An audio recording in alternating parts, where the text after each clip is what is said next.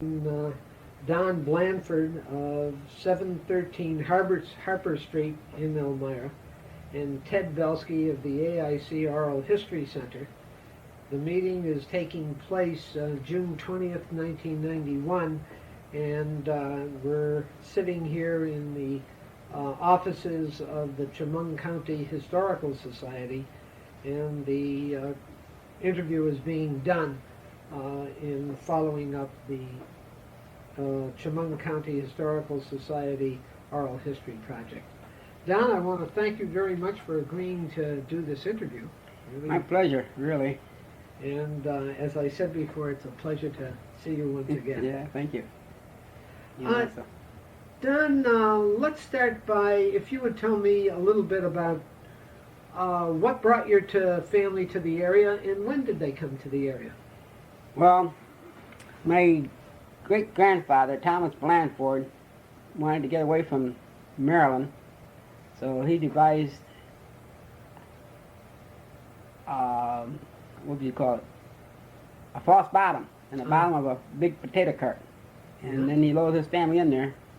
I think there were 6 kids and his wife, and he loaded them in there, and then he put the potatoes on top of them.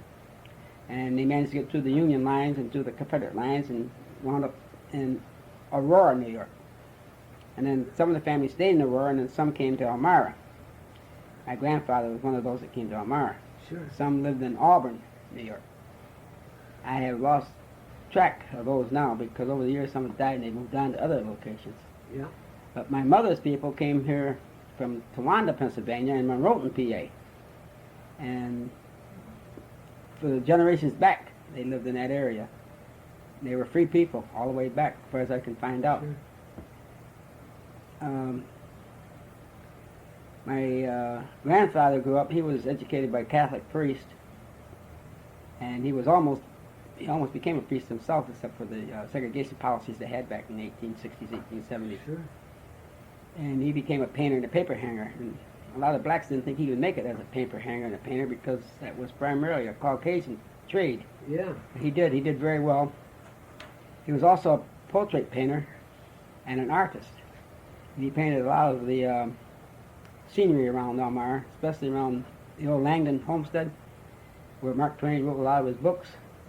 He painted the water troughs and different memorials they had around like that. Some of those paintings, I think one of them is here in the Historical Society, and one of them is over in the art gallery. Is that right there? Yeah. Well, then that makes you a native Elmiran for sure. Yeah. Tell me, what was it like to grow up here as a young man? Maybe when you were still in elementary school, maybe the 4th or 5th grade, as a young man. As I grew up, I lived in various ethnic neighborhoods. Right. An example would be, it was mostly Irish on East Clinton and Lower Oak Street, High Street, and then we moved over to East Avenue, and there was a lot of Germans and Ukrainians, and then we moved over on John Street, and there was a lot of Jewish people, and then we lived on Grand Central Avenue, and there was a lot of Polish people, and then we lived at what was called the Patch, and there was a lot of Italian people, so I grew up in a variegated atmosphere, and I have a lot of friends in a lot of those areas still after all these years. I attended school at what is now Beecher, was number 1 then. Yeah. And then I attended school at Lagunigo, which was number 8. I attended school at George M. Diven, which was number 4 then, and the old Elmira Free Academy. That was the high school? That was the high school then. Yeah. Yep. Don, can you think of any teachers along the way that I had one very good historian, Thomas Stenson, was very good. He taught us Thomas, how do you spell? Stenson, like Stetson hat. Oh, okay. Yep. And Mrs. Whitney, Lois Whitney, and Mrs. Wheeler.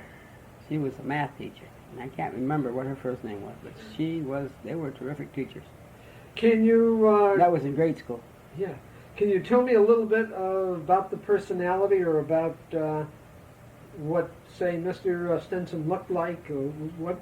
He was a big, broad-shouldered Irishman and he was a strict disciplinarian. I got my knuckles cracked many times for sounding off in class. He was good though. He was fair. And I had him in high school also for this strict. Is that? Yeah, because he went from the elementary grades up to the next level. And then the other person that you mentioned. Mrs. Whitney. Yes. She was a petite. We used to kid Thomas Stenson and her about having an affair. They used to get very upset about that because they weren't. But she was English and geography primarily. She was very good and very conscientious and a strict disciplinarian. Mrs. Wheeler is the one that told us that in all the education you get, nobody can ever take it away from you. It was better than having a whole lot of money, a whole lot of land, because they can take these things away from you. And she was very inspirational. That was in the 8th grade. She was our math teacher. She was very, very good. Yeah. She was an elderly lady then, probably in her 60s. But those days didn't have to retire early. Sure. Because some of my older children had her in school. Is that That's right, yeah. She was very, very good. That was on that level. And then I had Mr. Donaldson in high school, Mr. Perry, high school. Oh, Johnny. I can't think of Johnny's last name right now, but he was good. Coghlan, yeah, Irish. Yeah, Coghlan. Yeah, he was very good. He was an English teacher. He was very good. Mr. Rupert was very good. All these teachers were very inspirational. Then I had some that were very controversial. Give me a, for instance. Mrs. Baranek, very prejudiced. And what grade level was that? This is in my second year of high. I was taking biology from her. Yeah. And I had very good marks. And she said that the Negro race at that time, is what they called us, was inferior to the white race. And I stood up in class and I said, I beg to differ with you because I'm in your class and I'm getting top-notch marks. Yeah. Well, Mr. Blandford, in those days they called us Mr. in high school. You are an exception. Because I was only black at that particular time taking college entrance courses. Yeah. But I couldn't agree with her on that. I could not. Yeah. And I had another teacher, her name escapes me right now. She was biased. And she always marked my papers lower than they should have been marked. I was taking Regis courses, and then when the Regis went to Albany for corrections or whatnot, they always came back marked with a higher score, which upset her. But so that you had to face that prejudice. I had to face it. I had to face it early on. Yeah. When I graduated from, it was 54 years ago, 1937. I graduated from number 8 school, and I had to go up to the AFA, and the guidance counselor, I can't think of his name right now, told me that I shouldn't take college entrance courses because I was the oldest of 11 black kids, and I would not have an opportunity to go to college, and therefore I should go to take shop courses. And that grieved me. I didn't really want shop. Yeah. And later on, I got drafted in the Army, and we got the GI Bill of Rights, and there was an opportunity to go to college. So there you go. Yeah. Yeah. Don, what did you do in between graduating from high school and World War II? I didn't graduate from high school. Okay.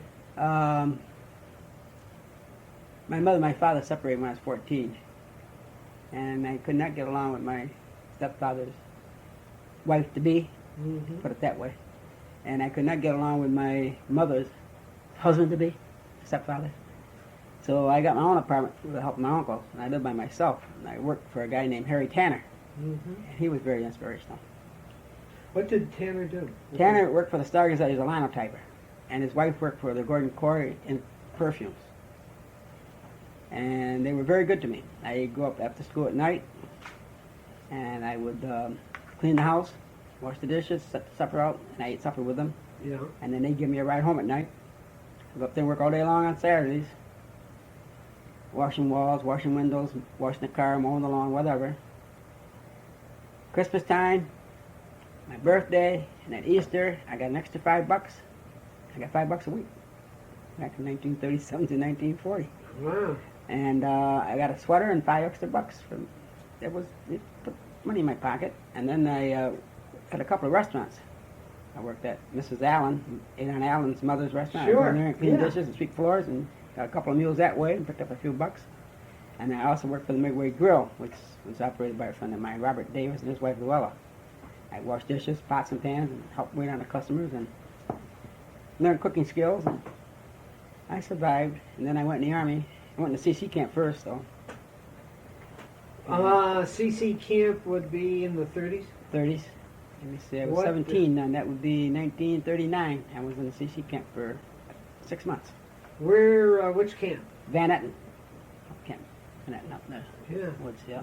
And That you was a lived good in the outdoors for a That's bit. right. That was good. And I saved up enough money to go back to school because I had to have money to go to school with, buy the Sure. books and clothes and whatnot.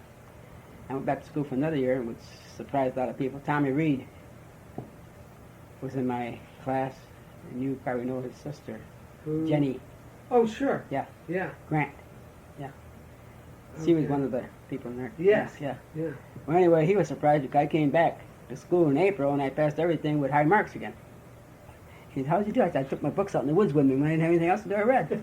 Nothing wrong with that. You know? He was in school on and going. He didn't have that problem. So he was amazed anyway. Yep. Then when did you get drafted into the Army? March 1943. And I When said the Army without asking what That's right. service. That's right. It was the Army. It was the Army. Tried to volunteer at 18, and they didn't have any openings for black troops in 1940. Yeah. And if you wanted to get in, you had to go to Fort Huachuca, Arizona. And you had to pay your own way out and your own way back. You're kidding. No, I'm serious, because there's a segregation policy. Yeah, that was a segregated army. That's right. No Tell openings. me a little bit about being in, In the Army? yeah. Well, it was interesting because I left here on the 29th of March and went to Fort Niagara. I was with a bunch of Caucasians. And all my records had been stamped Caucasian, white. And I wound up with the white barracks and everything. And the next morning, the sergeant came in and said, "You don't belong here." I said, "What do you mean? All these guys are guys I work with, went to school with and everything." And they were all upset too. He says, "Well," he says, "it's not that way." He says, "The outfit you're going to have to be with us over here." So I had to move me 3 or 4 barracks away to a black outfit. Yeah. And from there, I went to Fort Meade, Maryland. And that was totally segregated. We had white officers, totally segregated. Yeah. And Camp Pickett, Virginia, same thing. And then we went overseas, and it was still, even the officers' candidate school was segregated all the way through. They didn't desegregate until Harry Truman came into office. Yeah. Yep. As a It matter didn't make sense. It didn't make sense. of fact, I think I didn't get in the Army till right at the end of the war. The Second World War? Yeah. Uh-huh. And the Army was being desegregated Yeah. while I was in it. So, It didn't make sense, Ted, because of this. We had Puerto Ricans in our outfit. Yeah. An order came down from 3rd Army headquarters that all Caucasian-appearing Puerto Ricans were to be taken out of the black outfit and put into a Caucasian outfit, and all the Negro-looking Puerto Ricans would have to stay in their black outfit. And they were brothers and cousins and whatnot. It didn't make sense. It was stupid, you know. Absolutely. We were very upset about that. All of Yeah. us. Not just the Puerto Ricans, but the blacks too, because it was so stupid, you know. And I should think you justly resented it. Yeah, we did. I mean, Cole Hoover was the editor and the publisher of the Elmira Star-Gazette. He asked me one thing. He said, "How come you got so much resentment?" I said, "Because all the stupid things that have happened to me in my life, it was all stupidity. Yeah. You know, it doesn't make sense. Segregated schools. Okay, you want segregated schools? Let the schools be segregated by sexes, not by race." Nobody wanted to buy that. Yeah. But that's what they were doing in France and other, Yeah, other places, right? You wouldn't have that problem. You worrying about the Caucasian girl getting raped or marrying a black. You won't have this if you had schools by sex. All males go to one school, all females go to another. How much of a shock was it to have to serve in the South? The ground rules. were Yeah, it's tough, very tough. We had a lot of problems. We almost had a riot at Camp Pickett different. because the buses came and we were supposed to be able to get on those buses and be able to go to town, and the white troops didn't want us on the buses with them. So we went and got our ammunition and our rifles and broke into the, and we were going to have a riot until some black chaplains came in and stopped it, and talked us out of it. But we were very upset about that, and it was a shock. We didn't like it. Sure. Same way the riding the buses now. We had some very fair-skinned blacks, blonde, blue-eyed, but they were black. Yeah. And they got on the Jim Crow cars, and the conductor would come down and tell them they got to get out. And hey, they're not. They were fair complected. They were just, looked like they were more Caucasian than they did black. And it caused a lot of problems. And that was stupid too, because once you got to Washington, you could go right any place you wanted to. Yeah. It was so stupid. The whole thing. Did I hear you say that you went over to Germany? Yeah, we went to England, Biddulph, England. I never forget that little town. And What town? Biddulph. I don't know. Biddolph, and it's up in the Midlands. Is that, yeah. And it was a stuffy little town, and we went for recreation in one of their halls. I forget what they call them now, but they had a rec hall there for us. And the girls were running around putting pillows underneath their backsides. And we wondered about all this attention to the pillows. Every time we got to move and go someplace to sit down, they'd run over there with a pillow. So one of us, I forget who it was now, Ed Bryce, one of the guys with me, Ed, said, well, how come the pillows? He said, well, we were told that you black GIs have tails, and if you sit down on them, you go amok. Is that That's right? what they told them. They believed that country girls, they believed anything that the guys told them about us. They even checked the sheets and stuff to see if the color came off. That's even in Germany they did that. Stupid, The little boy went up behind you and see if you rub your skin, see if it comes off, I'm serious. It was terrible. I don't know. I guess they still have those problems. Well, except that the ground rules in Germany when I was there were much more open for black troops than. Oh yeah? When were you there? I was there 46. Oh yeah, year after. Yeah. Yeah. And I left there in November of 45. Did you? Yeah. I got there in the spring of 46. Yeah. So For 6 months later. maybe it was. They relaxed a lot of the rules, huh? Yeah. They didn't like us fraternizing. We were coming home in the 40 and 8s. That's how they shipped us home. And the white troops would holler at us, they're waiting for you guys back there. They're going to lynch your butts and do all this stuff, Is it Yeah, they said that. They hollered at us, Yeah, it was.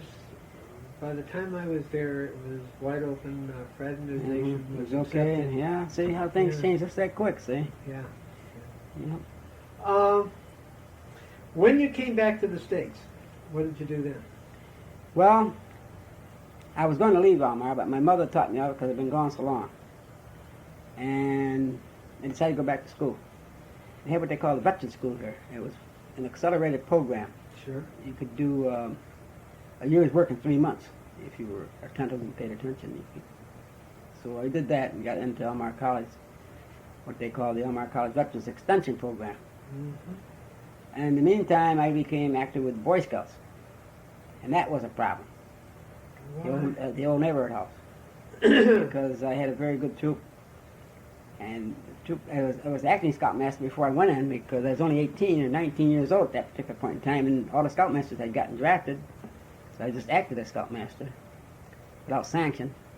And then when I came back, I picked up the reins again and got the troops going again. And I had a lot of Caucasian boys that wanted to join my troops because we were very active. And Mr. Cromer, the neighborhood house at that time, did not want integration. Art Burt had a clothing store. He did not want integration. I said, hey, the armed forces are integrating. They're integrating in the jobs. These kids are going to have to learn how to work and get along together.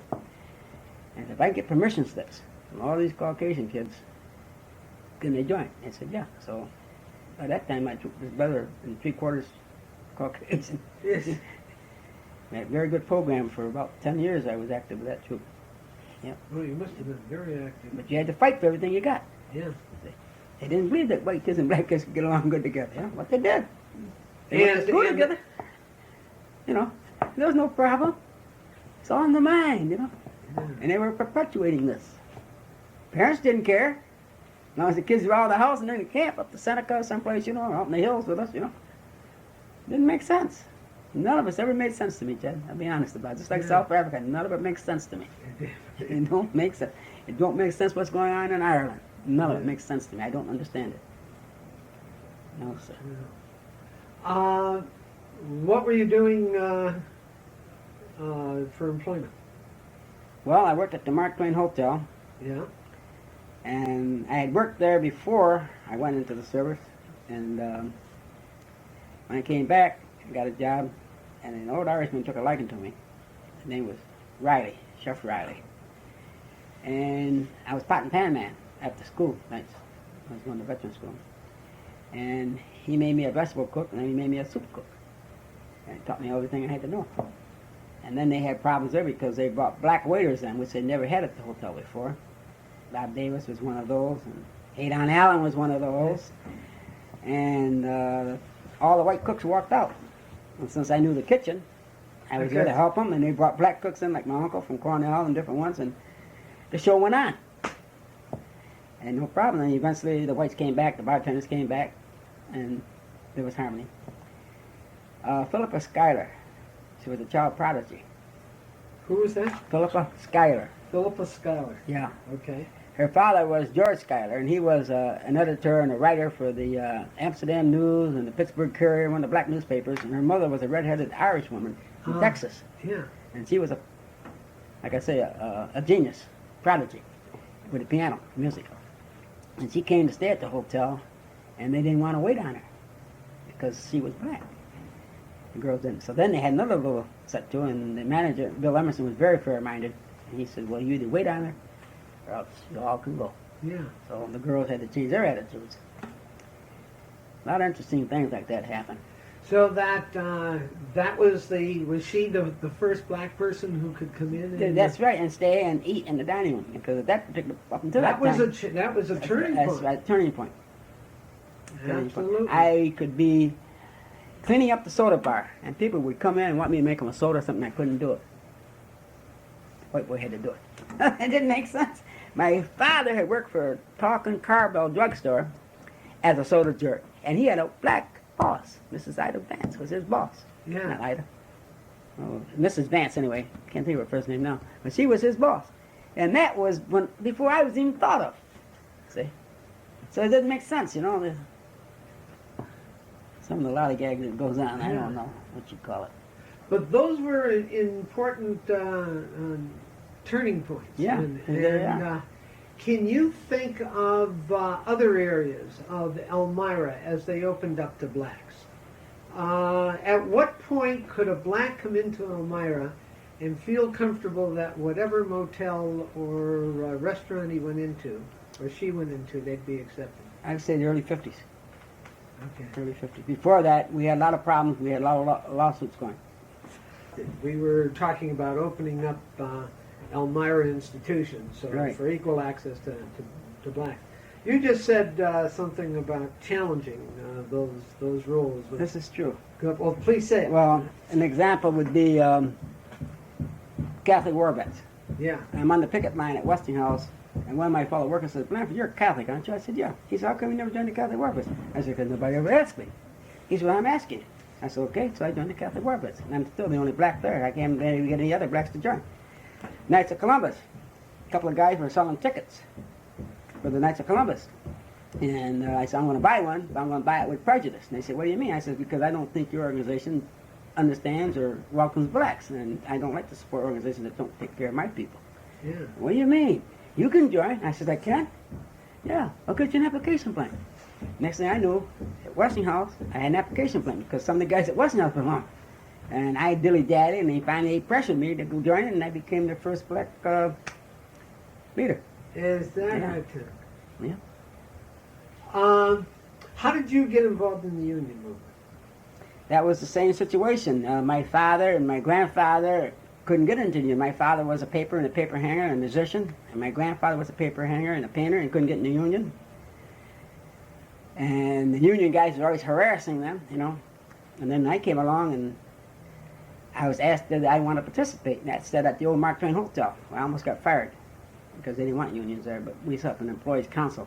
Yeah, That's worked the same way as a union. I see. We people have problems, we take it to the management and try to find About what year was this then? 46, 47, 48. Okay. And then it was natural I went to work at GE, and it's natural to gravitate to the union there. And the same thing at Remington Rand, it was natural. And then I went to Westinghouse. GE was the International Electrical Workers. Right. Yes. That was part of it. And there were several unions there, though. But electrical workers primarily. Yeah. Same thing. And right. were you active in their union? Not active. No, Yeah. I just went because I had to go, and Right, I was right. paying my dues and I wanted to know what was going on. But when I went to Westinghouse, they wanted me to become active, and I did. Uh-huh. And when I did, I moved up to the ranks real quick. Became an Sure. area steward and was elected and held that office all the way through. And then I was elected to the executive board and held that office all the way through. And the union president picks his people for the negotiating committee, and he picked me on several different occasions to participate in negotiations, which I enjoyed. Like I got a thing here which hadn't got too much lint in it. Yeah. My last session here.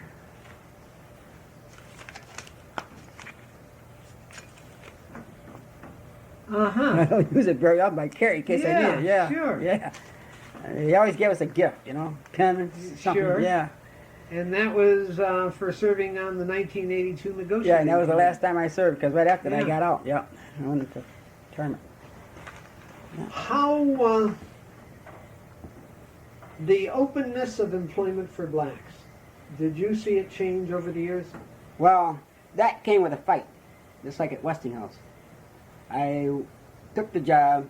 I was laid off from Remington Rand at the time, and I took the job at night as a janitor. It went against my grain because I had gone through the ranks at Remington Rand and became a quality control inspector. And to go back down and start all over again Sure.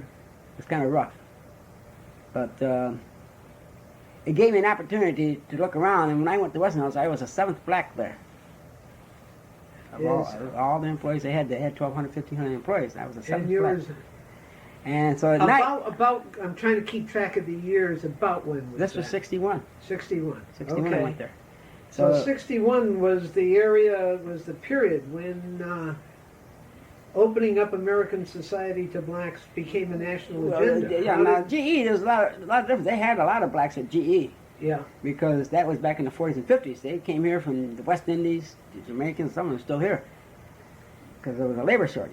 yes. But GE, the foundries were a little different. Kennedy Valve had a lot of blacks working, but Westinghouse was a factory type of thing, and Remington Rand was a factory type of thing. There wasn't that many blacks in the factories. In So the what you're foundries, yes. saying that as soon as there were skilled positions, those were the preserve of the whites. That's right. All right. Plumbers, electricians, you name it. Now, how did those open up to the blacks, or Well, did they open up? they didn't at first because, like I was just going to tell you, Yeah. I took out application blanks all over the place, and I put them out in the churches, the barbershops, and every place else. And then we had a Black Employment Council here. Howard Coleman was the instigator getting that started. And we meet with management to get blacks into these Sure. slots and positions. By we, that would be yourself and And who else? the committee people, whoever, like Howard Coleman or Del Rouse or whoever, was in that particular committee. Yes. It was a group. I forget what they called that group now. Southern Tier Employment Council, it was called. Southern Tier Employment Council. Yeah. And we had to work our cans off to get blacks into these jobs. And they had strict regulations. They had to be a high school graduate, which is stupid, because a lot of guys would want the entry job and would stay at the entry job, be it a janitor or whatever, Sure. And we had to fight with management. And finally, we had to bring the EEOC people in. And we had several meetings with them, Holiday Inn, and then Howard Johnson's. And then they came in and went through the ranks and found out that there was no black supervisors, there were no black secretaries. Yeah. And my argument with Westinghouse has been that Urban League had a skill bank. And you could go to the skill bank, or you could advance blacks from other Westinghouse locations, like Pittsburgh, where there's a large number of blacks, and bring them into the Elmira area. And finally they did this. and So broke it that down. the Urban League was a key organization in making sure that the argument that there wasn't anybody Right, qualified they to took do the it, skill bank and... that was a good, yeah. Right, see. Who came up with that idea? I you think it was know? Whitney Young. Is He's that gone now, right? Yeah. But you remember Whitney Young. Well, yeah. Whitney Young was the national coordinator Right. for the Urban That's League. right. He So that developed was the skill banks, so right. that came from the national down to the Right, local. and so we that he used could- that. We used yeah. that, see, because they argued that they didn't have blacks locally. But that's okay. You don't have to have them locally. You can bring them in from other areas. Yeah. See, and this is what happened. They brought them in from other areas, and now the doors are open. All the Westinghouse locations have it. Yeah. But it wasn't easy. You had to fight for everything. I mean, in fact, I could lose my job and a whole lot of, Who was it primarily at Westinghouse that where you were when you were fighting this battle? Yeah, it was primarily Westinghouse. Corning Glass Works was another one that we were fighting, and Corning was very cooperative. They were very, very cordial. I mean, they really were looking. They sent people to the colleges and all over recruiting, which was good. Yeah. Yeah, speaks well for their program up there. In other areas, let's talk about, we just talked employment, education. Don, I was just asking about, in education, who the key people were that saw to it that there were equal educational opportunities for blacks. You had mentioned a group of people, Del Rouse was one, but then... Howard Coleman, Roland Coleman. Tell me who is about Howard and Roland Coleman. Who were they? What were they like? Well, Howard had the Southern Tier Employment Council going, and he had a group, an ad hoc group I would call it, of professional blacks from Elmira and Corning, who would work with the ministers at the different churches and hold these programs, these seminars. They would bring in successful blacks who had left the area and had done well back, and maybe twice a year they might have these seminars on career opportunities. An example would be my brother-in-law was vice president in charge of personnel for Chuck Full of Nuts. He came back and presented a seminar on the opportunities in the food industry. Yes. And then the other brother-in-law was a recruiter for Xerox, Johnny Holmes. He's a deacon in the Catholic Church over there now. First black deacon out of the Elmira area that I know. Yeah. And he came and presented a seminar on the opportunities of working for Xerox. And this is the way we recruited and got the kids interested in going to school, college, or tech schools even, to get the skills that they needed to get the better jobs. Yeah. I set you off by asking about them specifically, but you mentioned at least two other people involved in it. Del Rouse, Howard Coleman, Roland Coleman, and Bessie Berry. Bessie Berry was the first black we elected the school board. Sure. Right. She was a social caseworker, as I remember, right. And was memory's very good. Very good. Yeah. Well, it took us 2 years to get her elected because the first year we couldn't get. Who were the group that worked together to see to it that she would run and that you'd get her elected? I went the best. I was on the old school board nominating committee. Yeah. And they had a parade of candidates coming through, but not one black. And they had several blacks run, but they had run independently. Reverend Walzer for one, Lou Stark for another, but with no organization behind them. And I had set up an organization called PACE, Political Action Committee of Elmira. Good for you. Yeah. And PACE decided that we would go out and raise funds, and we would present our candidate to the school board nominating committee, and we'd get behind this candidate, and we'd get votes out, and we'd do it like a political campaign, regular political campaign. We did. First year, we missed by about 300 votes. The second year, we got Bessie on there, and she served 3 terms in that school board, which is 15 years. She helped us get that Martin Luther King Day through. Yes. They were fighting, and they didn't want to do, and she helped us in other areas. You know, but Pace helped get Adon elected. See. Sure. We ran a primary. The Democrats had Harold Ferrero they were going to run, and we challenged them in the primary, but we set up our own political apparatus to do this. And we beat Harold Ferrero. And all my Italian friends say, how can you do that to our paisano? I say, hey, it's our turn too. And we got elected to the county legislature. Yeah. And then we got Jerry Fulmer elected to the county legislature.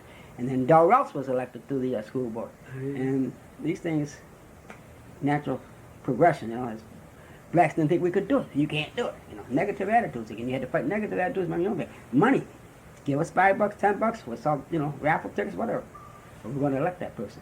And that's what it took. We did it. I'm very proud of those accomplishments. I should think so. Yes, sir. They were challenges to be met. And that Cole Rule says, you always meet the challenge. I said, you have to. You have to have a lever to move the world. Falcon. You do it. Archimedes said, give me a big enough lever. You can do it. You have to have the fight. My kids don't have that same kind of fight. None of my uncles and my father, none of them had that same kind of fight. And that bothers me because I'm saying it dies down when those who are aggressive leave the scene, you know. Yes. It doesn't seem to... Then you served on the Human Relations Committee. Yep, 3 years. Tell me about that, and tell me also about a guy named Ernest Hemingway. Ernest Hemingway. Yeah. He is the current director. He is the second director. I'll have to back up a little bit. Phil Davis was the Sure. first. He's the one that went to He Washington. went to Washington as Undersecretary of Labor. And I was struck when I read that. yeah, Tell me a little bit, if you don't mind. No. Tell me a little bit about his background. Phil was a very hard-working young fellow. He's a small fellow, smaller than me. He had arthritis in the neck. He always wanted to play basketball, but he couldn't. But he worked at KV during the summers. His uncle, Jim Snowden, who was on the Civil Service Board, got him a job at KV in the summers, and Phil would work his can off to get to Howard University. Yeah. And Phil would come home and I'd feed him books on black history and whatnot because he wanted to know more about that. Take him down to the library and took the books out on my own even. And he finally became, well, he went up pretty big in the world. Sure. You know? And he was looking for a job, and we was at George Aaron's restaurant called Doug's Bar. And he happened to come in one night and say he's looking for a job in the Elmira area. And at that time they was looking for a part-time director. And he had to have something else to go with this. So we got Phil in as Human Relations and then into the director of the STEG program. That's Yeah. Southern Tier Employment Council. So between the two of them, he was able to make a living and support his family. And then from there, he was good friends with Howard Robinson, our our representative to Washington, and then he went to work for him. And then, Because all of a sudden he moved from Elmira down to Washington. that's right. Howard Robinson was took him down wondering. there. Howard Robinson was the representative from our area at that particular point, from Owego, and he took Phil with him to Washington. And fortunately, Phil was a Republican, so that helped. And then he went on up from there. So And when did you serve on? I forget now. Back in the 60s, 70s, 70s, in the 70s, I served on Yeah. that board for 3 years. But Hemingway came here to take Phil's place. He came here as the director of the Southern Tier Employment Council, and then that job opened up, and then he became full-time director with the Human Relations Commission. And he's been there While since. he was there were a couple of tough periods. Yeah, there were a lot of tough periods. But he helped us to integrate Westinghouse. He's Tell me, but that was part of the. part of that equal opportunity employment Yeah. thing. Yeah, he helped us. Was he able to work with any of the other plants? Yes, Yeah. he's very capable. Very capable. A lot of people resent him, but I don't. I think Ernie does a good job with what he's got to work with. I mean, he doesn't have everything he needs. He needs an investigator, Yeah. a field investigator. He can't do it all, but they expect him to. Yeah. But he does a good job, and he does a good job educating. He has a nice, easy, offhand manner of dealing with people and bringing them to see his point of view without upbraiding them. Yeah. He's very good. You ever met him? No. Well, you got to meet this guy sometime when you come here. This guy is something else again. Okay. He'll keep you laughing. Yeah, very easy style. What about your involvement with the NAACP? Well, You're a past president. my aunt was one of the founders of that organization back in 1916, 1918, Yeah. at Stell, Blandford. And then all my family have always been active members. And my father, when I came out of the Army, I became active with it, served on various committees. And my father was a past president of the NAACP. And my brother Wayne Dunham was a past president of the NAACP, and then myself. Then we had a minister that got into some problems, and he was the president, but he had to resign. So then they needed an interim leader, and I became the interim leader again until they could get somebody else in there. That was a very interesting experience too, because you did a lot of traveling, you did a lot of haranguing, you did a lot of dealing with people, not just here, but all over the country, all over the state. Mm-hmm. A lot of problems. Housing problems primarily, job problems. And then it got to the point where we weren't dealing with race problems, we were dealing with sex, dealing with age. Yeah. It seems, as I remember, the NAACP used to be almost the principal spokesman. It was at one time. Yeah. It was. And gradually over the years, a number of other organizations like the Urban League Right.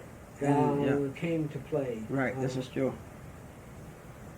In fact, we set up another organization too. because the NAACP moved too slowly for us. That's what I wondered. Yeah, and we wanted an organization that would move weekly. So we set up our own, and we had about 65, 70 members that were all members of the NAACP, but we could function a lot faster and a lot quicker. Sure. But, in the area of human rights, civil rights. Don, how would you rate Elmira as a community that was able to accommodate the change that you were asking of it? You know, you were taking on some pretty ingrained behavior. Might have been stupid, but boy, it was ingrained. Yeah, and it was stupid, but it was ingrained, but it went a lot easier and a lot smoother than I thought it would go. That's what I'm asking. Yeah. I mean, housing. People live all over the city, all over the county now, where before, I can remember one of the big cooks down at the American Hotel telling me we couldn't live in Elmira Heights. And now blacks live in Elmira Heights. They live in Horseheads. They live in big flats. They live all over the county. And this is this is good for the kids. It's good for everybody. Absolutely. It's healthy. Yeah. It's very healthy. If you're going to have a good, strong America, you need integrated society. You can't have two societies and expect this country to survive. And I'm serious. Was the NAACP as effective in education? I think so. Here, Yeah, yes, okay. locally, yes. Yeah, that's what I'm Yeah, asking. yeah, is yeah, locally. because we had to fight a lot of battles. Kids were being tracked. That bothered us. They weren't being given guidance. Black history courses weren't a part of the curriculum. Mhm. All these things bothered us. We fought for and got those things, thanks to Bessie being there. And Yeah. all being there later with her. So let's move things in a very good fashion. I like the way it turned out. It seemed to me, in looking at the record, that from about the mid-1950s, that there were larger and larger number of blacks going on to a college This curriculum. is true. And I figured something had to be working. It was working. I mean, in the block where Del Ross lived, he and his brother and his sisters went to college. That was 4. And then my half brother Wayne lived right next door. Mm-hmm. He went through, and then the Gibbonses, who was one of the speakers here recently at the NAACP dinner. He's a lawyer now. He and his sisters all went through college. 7 or 8 kids in 3 houses. Yeah. There was a lot of kids who went out of Jones Court, which was poverty level, but they made it with the grants and the loans. They made it out of college, into college, and this it's amazing, you know.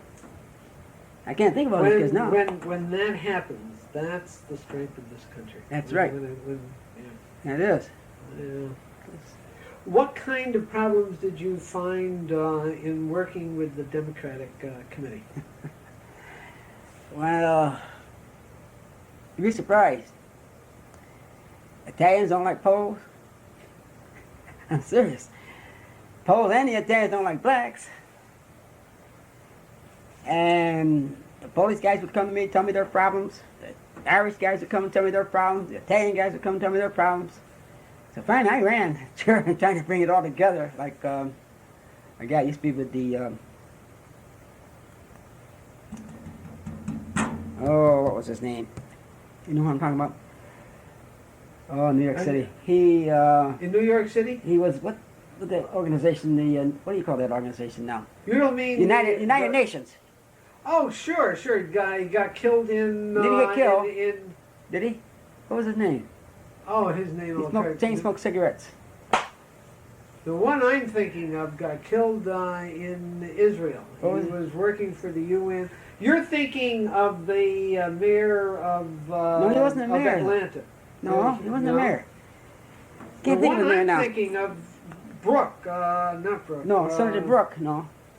No. God, I'm thinking know I'm about talking about somebody who was in the UN, black, second. He most got a powerful peace black. going there between Israel and the Arabs. Yes, that's the one. That's I'm the thinking guy, of. that's the guy, yeah. Well, He that's got why I killed kind of hoped in I could. 48, 49. He got Okay, killed in I there. can't remember his name right now. Isn't that funny how names get away from me as you get Yeah, older? wow, okay. Well, anyway, that's what I kind of wanted to do with the different factions. Yeah, Because the South Side that's guys. a perfect analogy. Right. And it worked for a while, and then I had to get out because you didn't get all the backing you should have gotten, you know. And there's a lot of infighting there. Yeah, how long were you active? A year as a Yeah. just chairman, yeah, city Yeah. chairman, yeah. How long were you a member of the committee without being Oh, God. chairman? That goes back a long way. That goes back to when I was 14 years old, I got involved. Francis Mack got me involved when I was a kid. Who's Francis Mack? Francis Mack was a city councilman. He was a county legislator, and he was a deputy motor vehicle up in Albany. He got me involved when I was 14 years old, putting out literature for the party. And then when I came back from the Army, he got me involved, and he got me involved as a committeeman, working for Vince Clune. And that's evolved into other activities with the committee, which I've enjoyed. Because I am very independent, and I run my own candidates when I was deemed it feasible. I even ran myself to open up doors. I call it a door opener. Yeah. Pace setting. I ran for the county legislature in my district, which is in the 8th Ward, because no blacks ever run from that district. I ran for the school board from that area because no blacks ever ran. I didn't win, but I had fun challenging, and it was respectable, you know. Yeah. I ran for the city council from that area in a primary. That was respectful, too. Didn't win, but I had a lot of fun challenging. You can't do Who that. were your national models? National, Yeah. Joe Louis when I was a kid. Is that right? Henry Armstrong for another. Both of those are fighters. Yeah. And there's a message there. Right. And Bud Holland. Did you know Bud Holland? Bud Holland was a Cornell football all-star. Yeah. And he became president of a black college down in Delaware, and he later was an ambassador to one of the Scandinavian countries. But he used to come to Elmira a lot, and had a lot of talks with him, and he was quite impressive, and he moved me. Yeah, he could move me. Bud Holland. Jerome Holland was his real name. Yeah, but he played a lot of football with Cornell. Yeah, him and Sadat Sen were backs for Cornell at that particular point in time, back in the 30s. Athletes mostly because they were prominent, you knew them. Later on, who were the people that you think were the levers that moved American society? Martin Luther King. Martin Luther King, for one. Labor leader. Randolph. A. Philip Randolph. Most people don't think of him. Yeah, he was powerful. He was very powerful. He had that march in Washington, and very powerful. He got Roosevelt to open up the doors with that work thing, you know, to get people into the factories and foundries. He was very powerful. He used his position from a railroad force. I said, hey, this guy's something else. Yeah, I like the way he operated. He had a lot of leverage there. Yeah, those are the kind of guys I like to read about, and think about, and adapt their strategies. Yes, sir. Locally, who were the people that really, I know that you've mentioned several already, but who, if you were to name just... Charlie Spriggs. A lot of people don't know Charlie. Don't know myself. But Charlie Spriggs, he was a hard-working guy. He had 11 children, him and his wife. And just about every one of his kids went to college. And Charlie worked as can. He worked as a waiter. He did a lot of different jobs. Yard man, did a lot of different jobs to support that family of his. But he always preached black history. Charlie had gone in the Army in the 30s, early on in the 30s. He served with the 9th and 10th Cavalry down at West Point. When he came home, he became a waiter, cook, whatever. He did whatever. But he got his kids through school, and he tried to inspire others to go to school. And he preached black history. He was very knowledgeable about black history. Mm-hmm. And then there was another lady. Her name was Dart, Mrs. Dart. And she was a monologuist. She talks extemporaneously on stage, you know, and she was good, very good. And she told us what we could do, what we couldn't do, and how to do it, you know. Did she do this stage thing in what area? Was it primarily Church, primarily. Primarily for the black... Yeah, black community for the church. Yeah, that's what I was wondering. Yeah, Okay. yeah, she was very good. And then there was people like Mrs. Hellstark, she was a Girl Scout leader. Mrs. Sykes was a Girl Scout leader. And all these people were inspirational too, because they expected a little bit more of you than what you thought you could give. And they got it. And somehow they got it. They got it. Yeah, they were leaders in their church. Mrs. Curtis was a leader in the Methodist Church. That's another crucial area. What the role of the churches and bringing the community together. And It was key then and still is key. And in fact, when we ran ADON, we used the black church. yeah, There were 6 or 8 black churches, some bigger and stronger than others, but we used all of them. And we insisted you go through there on a Sunday and meet with the people and talk with them, get their support, get their financial help. And setting up scholarships is something they did. They did counseling. They've done a lot of things the black church has, and it's still doing a lot. It's very good. The one thing they haven't done, though, is set up a black, like a relief organization. I'd like to see that done in Chemung County one day. I mean, where they all come in and have a central store where you can store clothes, food, furniture, and if somebody gets a problem or gets burned out or something, you can help them. Jewish welfare, Catholic welfare, we need it too. yeah, We need that. that's a We need to help Yeah. ourselves more. looking back over the period in Elmira now. The big achievements, housing has been pretty good. Education has certainly been improved. Any other areas that Well, you would- luckily, I mean, up until the time we set up that political action committee, we didn't have a black elected. A guy named Wilson, Johnny Wilson, ran a taxi cab here back in the 20s and early 30s. He was the first black to run for public office that I could find out about. And the Democrats ran him in the 4th Ward, where Adon is elected from now, because that was all Republican back then, and that's the only way they could hope to get any inroads. Because all the blacks back before Roosevelt were Republicans. Sure. And he didn't make it naturally. But that was the only time. And Myron has been, even when I was a kid, taxation without representation is what we're going through here. We got to pay the taxes, we got to obey the laws, but we don't have a voice in saying what's going on. So, get involved, do something about it. Everybody said it was impossible, but it wasn't. They found out it wasn't. Which I find out now, it doesn't bother me, but some of my friends tell me that, Blandford, everybody wants to steal their thunder now. I said, let them have it. They want to think that they were the ones that did it. Let them go ahead and think it. Because I know, and you know, what happened. Yeah. We had an organization called the Key. That was a subordinate organization to the NAACP. And there should be some copies down at the old library. All my copies got destroyed in the fire or the flood I had, Sure. But The Key. Okay. It was This a is direct- a publication. a publication, yeah. and an organization. That's how we set up PACE under Key. See? Okay. Yep. Tell me a little bit about Key. That's Key was a training organization. I used it for a training. I was chairman. I had Del Rouse. I had Phil Davis. I had Joe Brown as co-chairman of various organizations. And it was a leadership type of thing to train these people to move into other areas and to function. And it worked. It worked very good. Marilyn Wellington, Art Wellington were on it. Beverly Hart. There was quite a few people involved in that Key organization. Sonny Bright. A lot of people. We had 65, 70 members, but it worked. And it was a training development type of thing, Don, what are the areas that need to be addressed now? Teenage pregnancies, drugs, those are things that bother me. And I tell my wife, you hate to go out of retirement, but you're going to have to do something down because you can't stand back and complain and not do something. Yeah.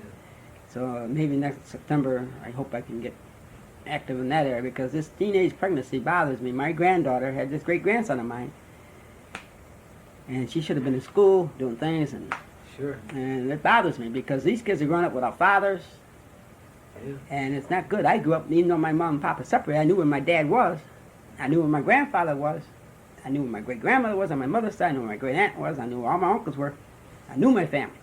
Yeah. These kids don't know, and it's not going to, it's like going to seed. Yeah. And that to me bothers me because I used to do a lot of volunteer work in the 60s up the reformatory. And it bothered me to see bright kids behind bars because there was no father in the home, no church affiliation, and lack of education. A bright kid can get frustrated that much easier. Get in trouble a lot faster. Yeah. And it bothers me because that's not what it's all about. You don't bring kids into the world to be thrown on a human trash pile. And it takes people who have a commitment to their community That's right. to make the system work. And Yeah. I'm saying it to a guy who had that commitment to Thank his you. I community. appreciate that. I really do. Yeah. Don, I really want to thank you for this. Well, it's my This has pleasure, been- and if it this helps is- somebody along the line, I hope it does. Yeah. Because the fight goes on, it doesn't stop. We make this a better society, but each and every one of us has a commitment to do it. Isn't that the truth? Yes, sir. Thank you, All Ted. right, thank you. All right, Right. take care of yourself.